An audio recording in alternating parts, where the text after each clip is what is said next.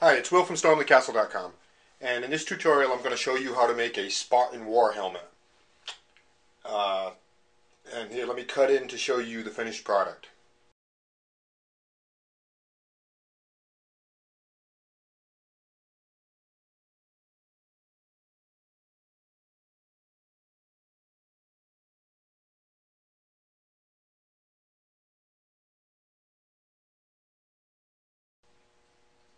Okay, that's what the finished helmet looks like, so we're going to build that, and all we're going to make it out of is cereal box cardboard and paper mache. A little bit of work involved, and it takes some time because of the paper mache drying. We want to make more than one coat.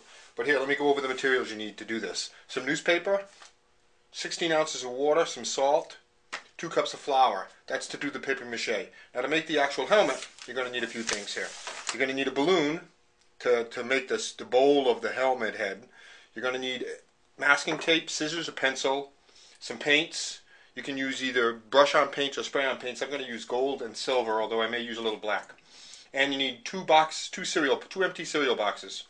And you need this printout, this 3-page printout that I have on my website of the templates that you make. See, the helmet is made up of 4 pieces: the bowl for the head, and then the 3 pieces that make up the face guard, the neck band, and the neck guard. And I will show you how to do that. What you do is print those up, and then you put them on your cardboard like this, and you cut them out. But the thing is, one thing is I wanted to show you is for this one piece, this piece here, this is actually 2 sides. So what to do is take your cardboard, fold it in half, put this on here so as the nose piece right here along the front is right on the fold. And then you draw it out and cut it out. So it ends up looking like this. So I've cut that out already.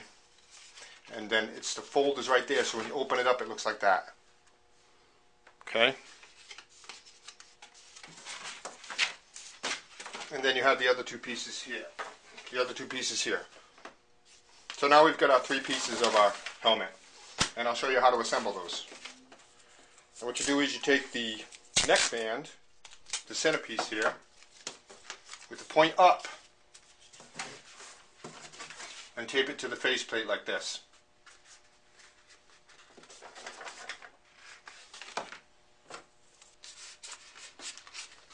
See it? Now that's starting to form our helmet there.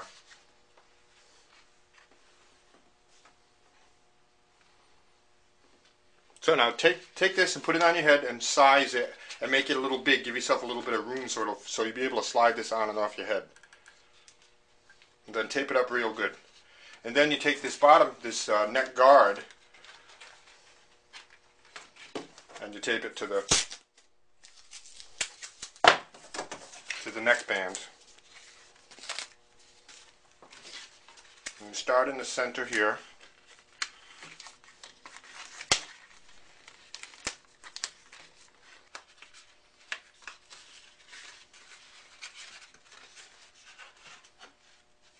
See how that's starting to take shape now? You've got the neck guard, the neck band, and the front. Now I'm going to tape this a little more and I'll show it to you when it's all done. Tape it up nice and strong. Okay, once you've got your 3 pieces taped together very nice, take your balloon and put it inside and blow it up so it fills it up really nice.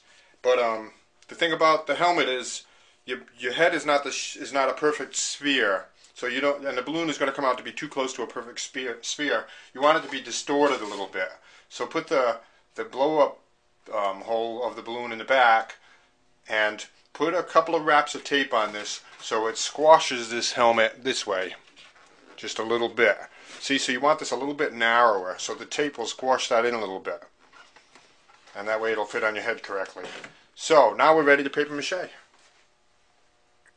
Cut yourself off a whole lot of strips of newspaper, 1 to 2 inches wide. There's plenty of them. Do that ahead of time. Then you put 2 cups of flour, 2 cups of water, 1 tablespoon of salt, and the salt acts as a preservative to keep your paper mache from getting moldy, and then stir it up until it's nice and rich consistency. You soak it really well in the flour and water mix, and then you clean it off like this and clean off all the excess, and then apply it to the helmet like that. So you don't want it to be soaking wet when you put it on. A couple of things: take your time when doing this, and remember the shape here. This is going to be inside here. You'll have to look at mine to get a good idea of how you're going to make it. And also, you know, you want it to be nice and crisp because this is metal. The helmet is metal, so you want everything to be nice, crisp, and sharp. You don't want it to be too wrinkled. And it's going to take more than one coat, so do a nice coat, overlap all your pieces like this. Make sure you get plenty of overlap. At least half of each piece goes over another piece. Try to get 2 thick layers on there for now. Let it dry overnight and then put another layer on in the following day. It's 3 coats of paper mache over the course of 3 days. I put a coat on, I let it dry, I put another coat on. I did that 3 times. So now what I got to do is sand it down a little bit to make it nice and metallic in shape. Get a little bit of rough. It's a little rough, so the sanding will help that. Take your time with the paper mache. Do at least 3 coats. I say do 4 coats if you want it to be really strong. And always overlap your paper mache a lot. So at least 1/3 of one piece is covered by 1/3 of the next piece, and just keep doing that and continue to shape it. And as you're paper macheing it, I see how I get this nice curve here, kind of got a nice shape to it. You can mold that. Okay, there's the completed Spartan helmet, the medieval helmet there, and I had a lot of fun doing it, but it took quite a bit of work. You know, like I said, 3 days, and it's painted here. I painted it gold. You can paint it bronze if you want to make it really accurate. Paint it bronze. And then I spattered on little bits of black and a little bit of silver. You can see that. So the black added a nice effect, and then I coated it with a clear coat, a sealant. So it came out pretty good. But I highly recommend a couple of things. You make sure you do at least 4 coats of paper mache to make it strong enough. And you know, make sure when you're doing the paper mache, you clean up after yourself, and you lay out newspapers or something, because the paper mache does make a mess and you're going to use a lot of it. So that was a fun project. Plenty more stuff coming on my website, www.stormthecastle.com. And and a note about this, the 300, the Spartans, Thermopylae, and you know, Spartan warriors. I've already booked my next trip. I'll be going to Greece.